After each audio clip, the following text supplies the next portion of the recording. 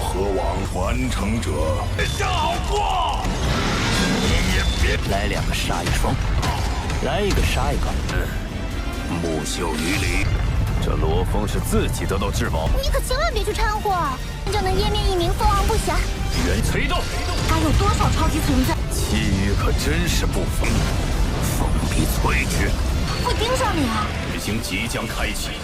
Halo kalian semua, selamat datang di channel Donghua Singkat. Bagaimana kabar kalian semua? Mimin harap kalian semua baik-baik saja. Dan pada video kali ini kita akan membawakan konten spoiler dari serial Donghua Soulstar episode ke-212, yang pada cerita sebelumnya Lofeng telah mengalahkan Fei Jiwang dan juga memukul mundur Pei Feng sampai mendapatkan bantuan dari seniornya Lofeng yaitu Chu Feng, dan sampai pada akhirnya Lofeng pun menjadi anggota Dewan Ras Manusia, dan itu merupakan inti cerita pada cerita sebelumnya. Kalau gitu pun langsung saja kita masuk ke bagian cerita terbaru. Cerita ini berlanjut yang di sana Lofeng mendapatkan satu pesan yang sangat penting, bahwasannya salah satu dari 8 dewa binatang yaitu Dewa Petir Guntur akan datang ke Pulau Bohenia untuk memberikan hadiah kepada Lofeng sebagai penghargaan di depan umum.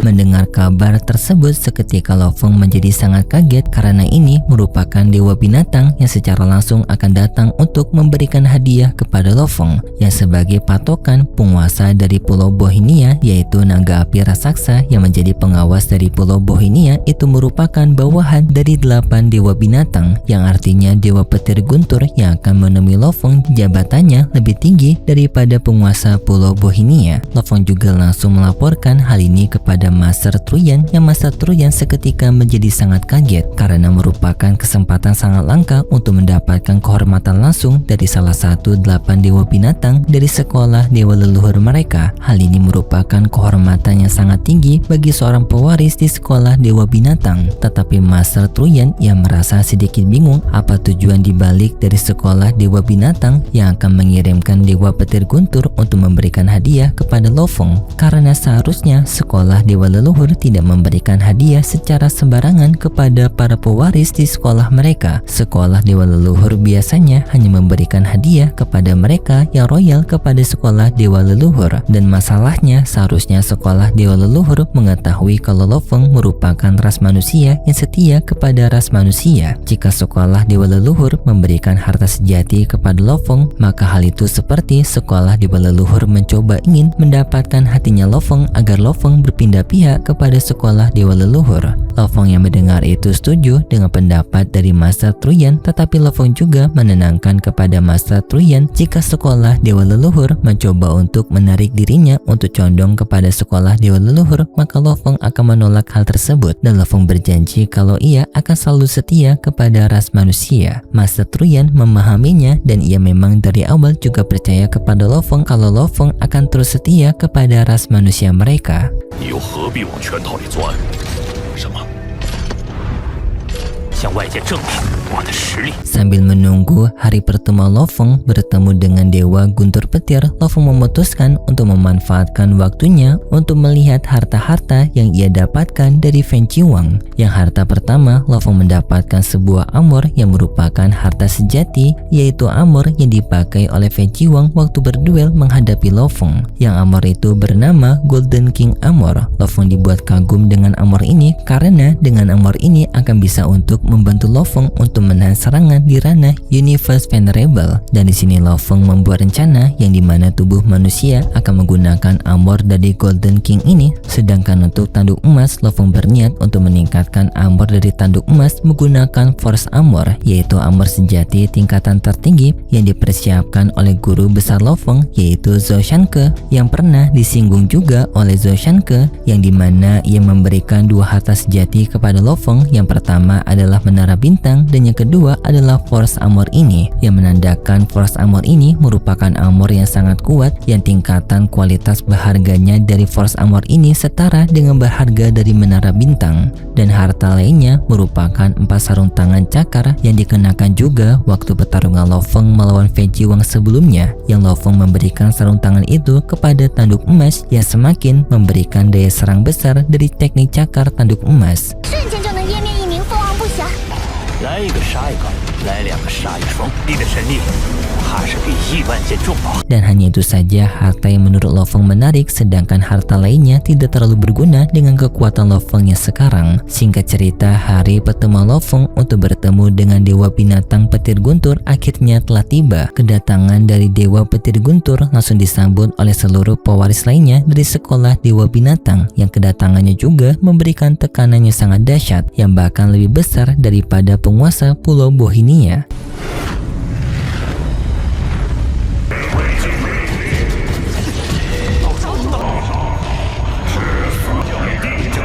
Yang setelahnya pun Dewa Binatang Guntur Petir menunjukkan wujudnya, memiliki wujud raksasa yang keseluruhan tubuhnya diselimuti oleh rambut hijau kebiruan, dan dari seluruh tubuh Dewa Binatang Guntur Petir, bagian matanya yang paling menakutkan karena memancarkan energi guntur yang sangat kuat. Tidak adanya satupun pewaris yang berani untuk menatap langsung dari mata Dewa Binatang Guntur Petir.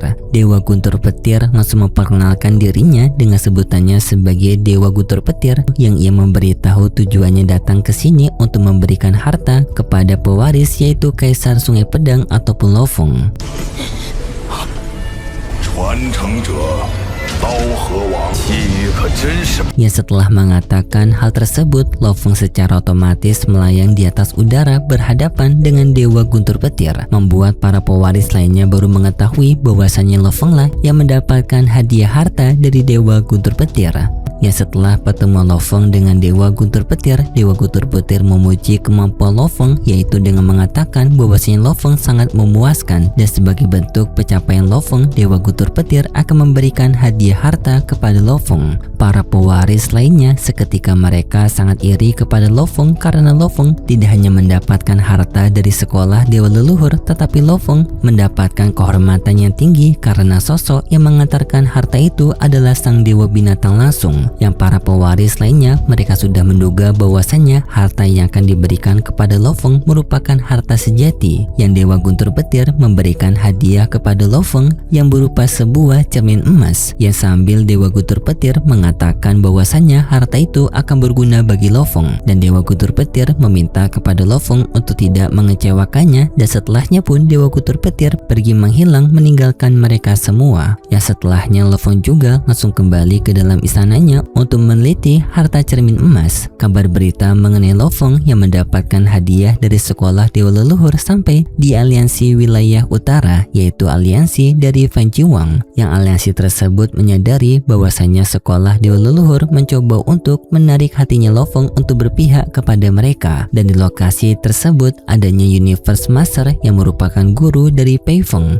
yang dimana Universe Master tersebut ia mencoba untuk membangkitkan Fan Jiwang kembali, yaitu dengan teknik pemutaran waktu mundur, yang merupakan teknik yang paling berbahaya di ranah Universe Master. Universe Master tersebut berada di tempat yang pernah Fan Jiwang duduki, yang di sana untuk mengembalikan waktu di saat Fan Jiwang masih hidup dan melepaskannya dari timeline waktu untuk bisa menghidupkan Fan Jiwang kembali. Universe Master itu memulai pengunduran waktu, yang singkatnya pengunduran waktu itu sampai di lokasi dari Fan Jiwang yang masih hidup. 风必摧之，木秀于林。 Yang proses ini langsung memberikan serangan balik yang sangat kuat kepada Universe Master itu, karena teknik pengembalian waktu untuk mengembalikan pejuang yang telah mati merupakan pelanggaran hukum asal yang sangat berat, yang Universe Master itu bisa untuk menahan serangan balik dari hukum asal kosmik, yang pada akhirnya Fan Jiwang pun bisa ditarik dari hukum kosmik asal yang membuat Fan Jiwang terselamatkan dari kematiannya. Fan Jiwang juga seketika mendapatkan ingatan kejadian sebelumnya waktu pertarungannya melawan Lo Feng, dan ia menyadari bahwasannya ia telah kalah dalam pertarungan tersebut. Ia juga telah kehilangan seluruh hartanya, yang seluruh hartanya telah diambil oleh Lo Feng. Yang di sana juga Pei Feng menjelaskan bahwasannya Universe Master mereka ataupun Master Qilan telah menggunakan kemampuan pemunduran waktunya untuk membangkitkan Fan Jiwang, yang resiko dialami oleh Master Qilan mereka sekarang berada di kondisi kritis akibat serangan balik dari hukum asal kosmik, yang hal ini pun seketika memberikan perasaan campur campur aduk kepada Fei Zhiwang karena dirinya sadar telah menjadi beban dari gurunya. Master Cilan juga memperingatkan kepada Fei Zhiwang kalau ini merupakan kebangkitan gratis terakhir untuk Fei Zhiwang. Setelahnya Fei Zhiwang harus membayarnya sendiri.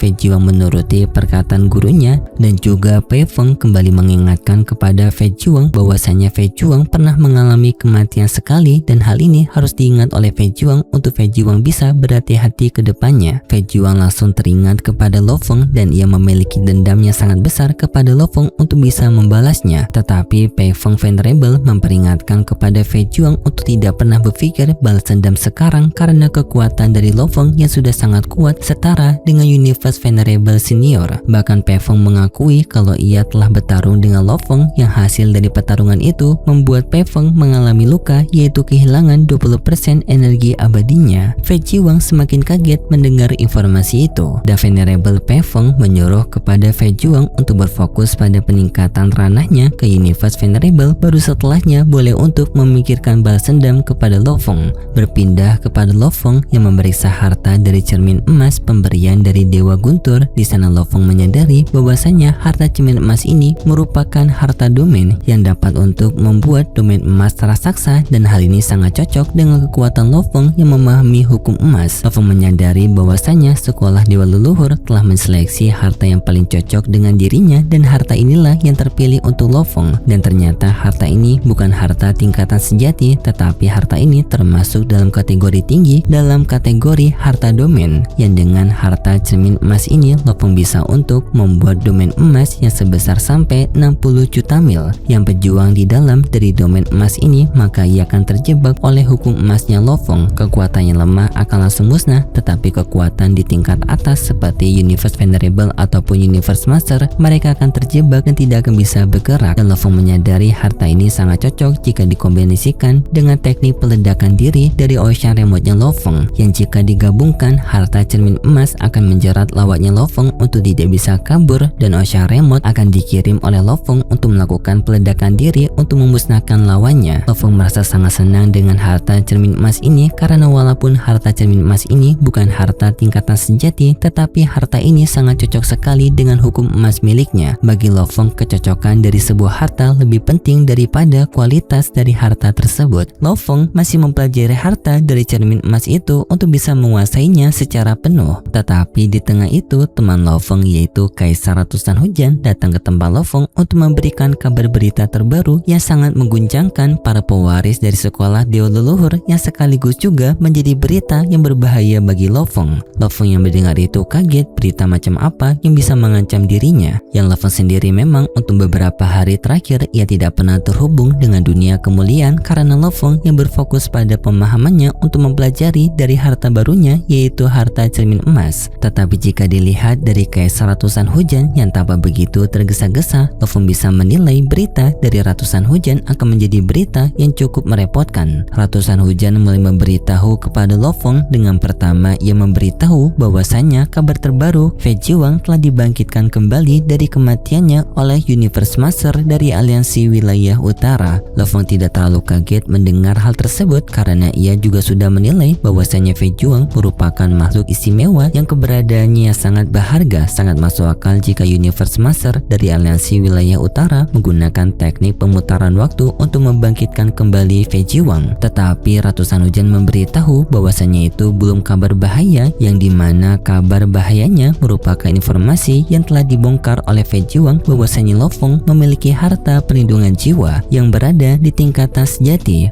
yang bahkan penilaian banyak orang harta perlindungan jiwa tingkatan sejati akan lebih berharga daripada ratusan harta sejati biasa. Jika dibayangkan harta perlindungan jiwanya Lo Feng akan lebih berharga daripada puluhan ataupun ratusan dari sayap syawunya Lo Feng. Dan informasi lainnya, Lo Feng memiliki harta dari baju sirah sejati yaitu harta milik dari Fei Zhiwang yang diambil oleh Lo Feng, yang sampai pada akhirnya informasi tersebar membulatkan Lo Feng minimal memiliki 6 harta sejati sejati termasuk dengan harta cermin emas dan juga harta istana terbang. Lo Fong pun kaget mendengar hal tersebut karena Fei Zhiwang telah menambahkan cerita yang sebenarnya pesawat Galaxy Lo Fong bukan termasuk harta sejati tetapi harta tingkatan atas. Berbeda dengan harta istana terbang milik dari Master Skywolf, itu baru harta istana sejati. Dan sedangkan untuk cermin emas juga bukan harta sejati melainkan harta domain tingkatan atas juga. Hal ini pun membuat Lo Fong menyadari bahwasanya Fei Zhiwang mencoba untuk membuat rumor sebesar mungkin bahwasanya Lo Fong memiliki banyak harta sejati agar Lo Fong menjadi target dari para makhluk tertinggi untuk bisa mendapatkan hartanya Lo Fong. Setelah informasi tersebut, Lo Fong mencoba untuk memasuki dunia virtual kemuliaan yang setelah Lo Fong masuk di sana, Lo Fong menjadi pusat perhatian kembali, tetapi dengan mereka memberikan tatapan kecemburuan dan juga keserakahan seperti mereka menginginkan harta sejatinya Lo Fong. Lo Fong pun langsung keluar dari dunia kemuliaan dan Lo Fong juga seketika sangat marah kepada Fei Zhiwang karena telah memperbesar rumor mengenai dirinya yang membuat dirinya sekarang dipandang seperti harta karun berjalan. Dan untuk Fei Zhiwang sendiri, ia merasa cukup puas karena rencananya untuk membuat Lo Fong menjadi target dari para pejuang tingkatan tinggi telah berhasil. Ya, Fei Zhiwang juga sekarang masih mendapatkan beberapa kerugian dari kebangkitan hidupnya yang dimana ia sekarang tidak bisa untuk menjadi anggota dari sekolah Dewa Leluhur lagi karena token warisannya yang telah ditolak, dan juga ia hanya diberikan harta biasa oleh pihak aliansi. Dan yang paling membuat Fei Zhiwang kesal, dirinya sekarang tidak lagi dipandang hormat oleh para anggota aliansi yang membuat harga diri Fei Zhiwang sangat terpukul, dan hal ini semakin memberikan rasa dendam yang sangat besar kepada Lo Fong. Berpindah kepada Master Truyan, sekarang Master Truyan sangat khawatir kepada Lo Fong yang ia juga telah mendapatkan kabar mengenai Lo Fong yang memiliki banyak harta sejati, yang hal itu telah membuat Master Truyan menyadari bahwasanya Lo Fong akan menjadi incaran dari para ranah Universe Venerable. Tetapi Lo Fong dengan tenang memberitahu kepada Master Truyan hal ini bukanlah ancaman bagi Lo Fong, tetapi Lo Fong menganggapnya sebagai sebuah pelatihan untuk dirinya, dan jika Lo Fong tidak bisa lari dari ancamannya maka Lo Fong masih memiliki pilihan lain, yaitu ia lari. Dan setelahnya Lo Fong mendapatkan notifikasi bahwasanya rapat Dewan Ras Manusia akan segera dimulai, dan Lo Fong juga diminta untuk ikut hadir karena Lo Fong yang sekarang telah resmi menjadi anggota Dewan Ras Manusia juga. Lo Fong mengajak kepada Master Truyan untuk menghadiri acara pertemuan tersebut. Master Truyan menerimanya dan lalu pun mereka memasuki tempat rapat dari Dewan Ras Manusia yang berada di lokasi Penten Saturi. Yang pertemuan rapat dari Dewan Manusia merupakan pertemuan yang sangat tertutup dan jarang sekali dibuka karena tipe rapat yang harus dibuka oleh Dewan Ras Manusia merupakan yang sangat penting saja. Yang di sana juga Lo Fong bertemu dengan para Universe Venerable lainnya, tetapi dari mereka adanya pandangan yang berbeda kepada Lo Fong karena mereka sekarang melihat Lo Fong dengan kecemburuan yang karena alasannya Lo Fong memiliki banyak harta sejati. Kabar berita yang telah disebarkan oleh Fei Zhiwang membuat perhatian besar kepada seluruh ras yang bahkan bisa untuk mengundang Universe Master. Jadinya Lo Fong disarankan untuk menjaga baik-baik dirinya dan juga hartanya agar tidak dirampok oleh pihak lain. Lo Fong menjawab dengan tenang, kalau mereka ingin membunuhku, mereka harus memastikan dulu apakah mereka mampu. Universe Venerable tersebut tertawa melihat kepercayaan dirinya Lo Fong.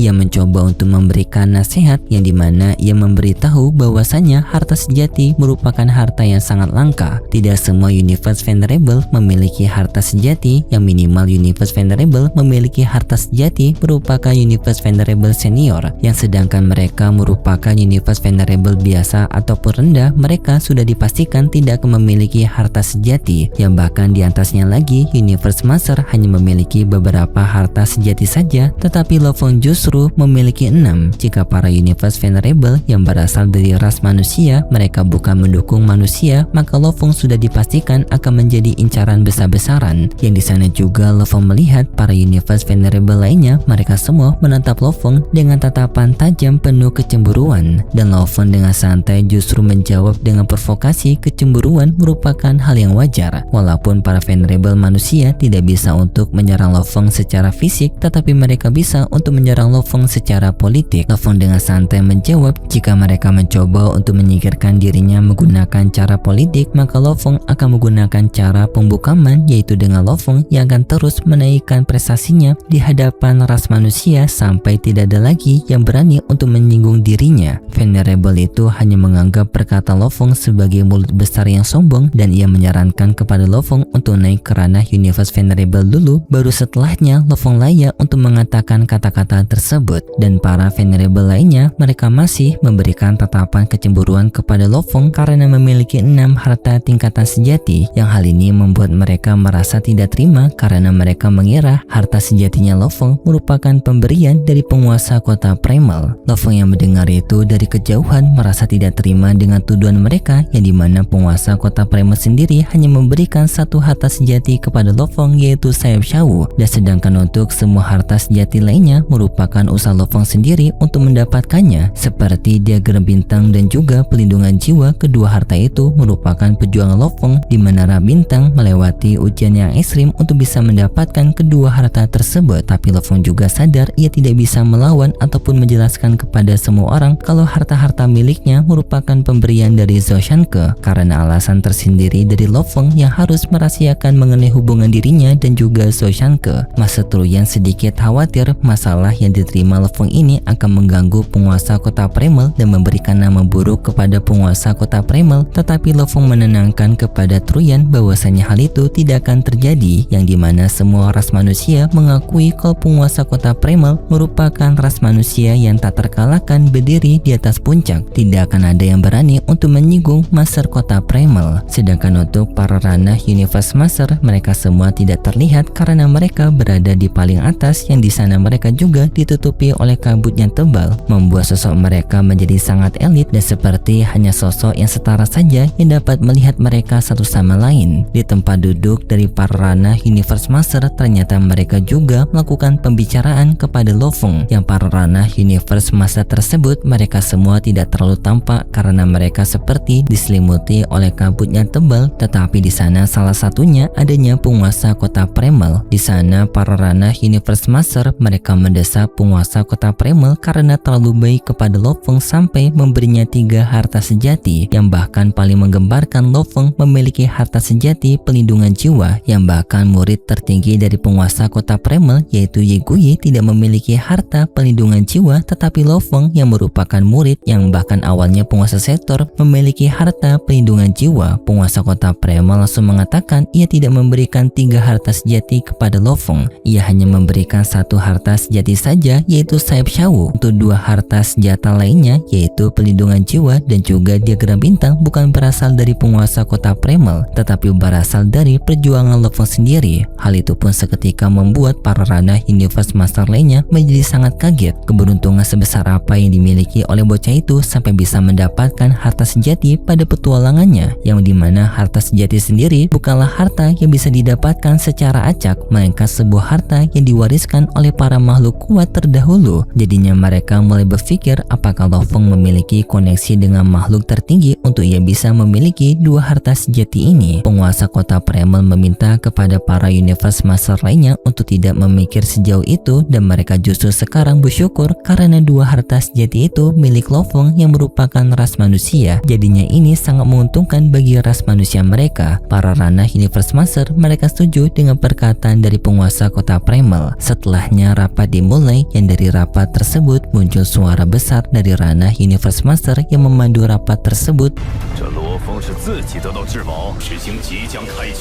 Dan Lo Feng mengenali suara itu yang merupakan gurunya. Master kota Primal memberitahu bahwasanya rapat dari Dewan Ras Manusia merupakan rapat kategori besar dari ras manusia yang akan membahas peristiwa besar yang bisa mempengaruhi seluruh ras, yang dimana pembahasan tersebut adalah pemberitahuan mengenai wilayah dari Original Star yang akan dibuka. Yang hal itu membuat para Dewan Ras Manusia mereka semua menjadi sangat kaget, yang juga informasi dari Original Star ini merupakan wilayah yang yang sangat dekat dengan wilayah dari Land of Origin, yaitu sebuah wilayah yang diduga menjadi tempat dari asal mula alam semesta, yang juga dipercaya menjadi tempat dari kelahiran harta-harta tinggi yang juga termasuk harta sejati. Dan Original Star ini memiliki periode terbuka sendiri, yang dimana areanya hanya terbuka setiap 1000 era, yang setelah waktu habis maka Original Star akan tertutup dan tidak akan bisa dimasuki, dan siapapun yang terjebak di dalam sana maka akan langsung tewas. Dan penguasa kota Primal memberitahu bahwasanya kesempatan ini merupakan kesempatan yang sangat berharga bagi ras manusia mereka, yang kesempatan ini bisa untuk memperkuat ras manusia, terutama bagi para dewan yang mereka semua telah dianggap sebagai pilar ras manusia. Mereka sekarang bukan lagi menjadi seorang penikmat yang menikmati hasil dari harta warisan manusia, tetapi mereka sekarang telah berubah menjadi pejuang yang akan memperkuat pondasi ras manusia dengan mereka mencari harta di Original Star, yang dimana mereka sebenarnya diboleh untuk menyimpan harta di sana, tetapi mereka juga diperbolehkan untuk menukarkan harta itu menjadi kontribusi, yang keuntungan jika pejuang manusia memiliki kontribusi besar maka pejuang itu akan dihormati dan juga akan dibantu untuk kesediaan apapun yang ia butuhkan. Yang penguasa kota Primal memberitahu bahwasanya Original Star akan dibuka dalam waktu 10